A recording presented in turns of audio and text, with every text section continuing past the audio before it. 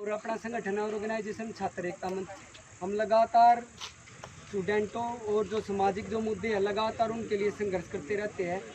University की जो भी समस्याएं होती है हम लगातार, या फीस की हो या एडमिशन की हो, कोई भी हो, तो हम लगातार उनके लिए स्ट्रगल करते रहते हैं। तो आज शहीद आजम भगत सिंह का 170वां दिवस था। शहीद आजम भगत सिंह का 1907 में जन्म हुआ था, जो बंगा गांव पंजाब में आज। पर जो भगत सिंह ने देश के लिए अपनी कुर्बानियां दी थी, और भी बहुत सारे शहीद थे, राजगुरु, सुखदेव, बिस्मिल, बहुत सारे क्रांतिकारी थे जिन्होंने अपने परिवार से, गरीब परिवार तो उठकर, और देश के लिए अपने पढ़ाई के साथ साथ देश की समस्याओं को देखा और उस पर सोचा और फिर अंग्रेजों के खिलाफ लड़े। बात ये नहीं थी कि जो अंग्रेज थे भगत सिंह उनके खिलाफ थे, भगत सिंह उन लोगों के भी खिलाफ थे जो अपने ही देश के लोग, अपने ही लोगों का शोषण कर रहे थे। क्योंकि जो भारत देश था उसके अंदर अंग्रेजों का जो साथ देने वाले थे वो भारत भी देश के लोग थे। शहीद आजम भगत सिंह ने जब 1907 के बाद जन्म हुआ तो एक जलियांवाला बाग में हत्याकांड हुआ था, जहां पर 1919 में जलियांवाला बाग में बहुत सारे लोगों पर जनरल डायर ने गोली चला दी थी। तो उस टाइम पर भगत सिंह बस 10 साल के थे। तो उस टाइम पर वो मिट्टी वहां से लेके आता, तो उन्होंने कहा था कि ये हमारे देश के जो मजदूर किसान है, जो दिन रात खून पसीना कंपनियों में खेती करते और बाते हैं, तो उनका देश का ये खून है, तो वो अपने साथ लेके आया था उस मिट्टी को।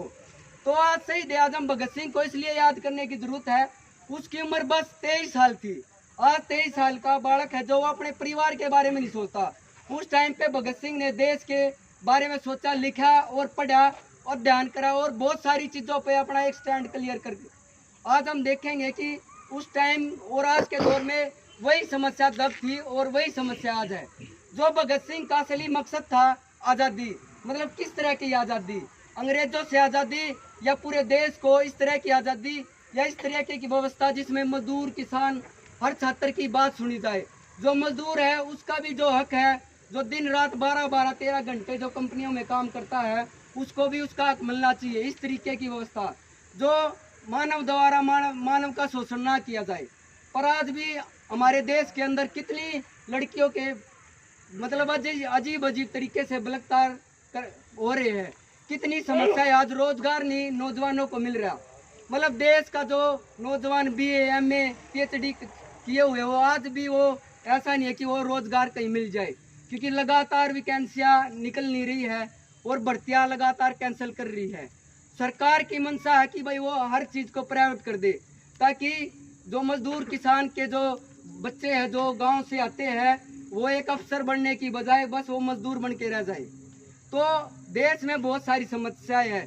तो मैं तो हर नौजवान से ही कहना चाहूँगा कि अपनी पढ़ाई के साथ साथ जो देश की समस्याएं हैं उनको भी हमने देखना चाहिए आने वाले भविष्य के लिए, और अपनी पढ़ाई के साथ साथ उन पर भी ध्यान करना चाहिए और अपने हक अधिकारों के लिए हमेशा लड़ते रहना चाहिए। इनकलाब जिंदाबाद। हमारा एक साथी है अंकित, वो अपनी बात रखेंगे।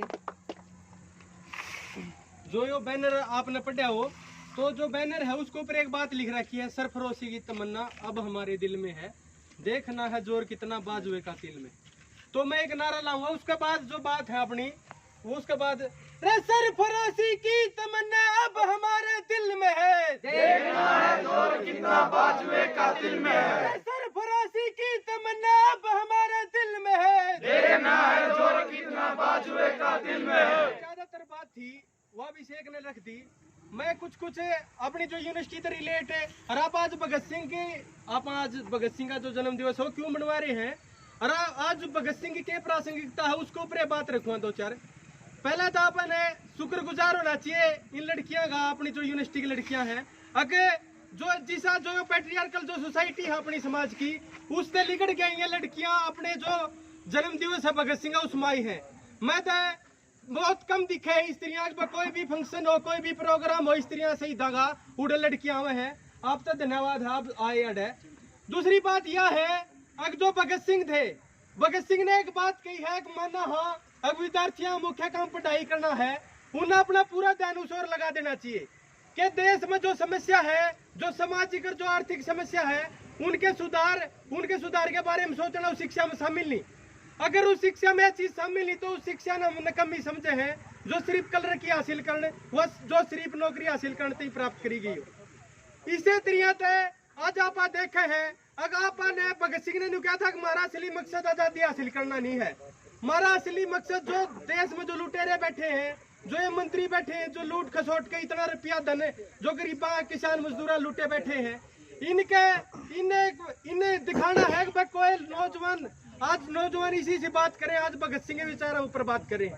आप देखे है अगर जो भगत सिंह है, भगत सिंह तो अपना तो इतना ही बताया जाओ है, अब कोई नौजवान था जो के नाम है बहुत नौजवान था, जुझारू नौजवान था, उसने बंदूक रखा करता, बालक ने मार दिया करता।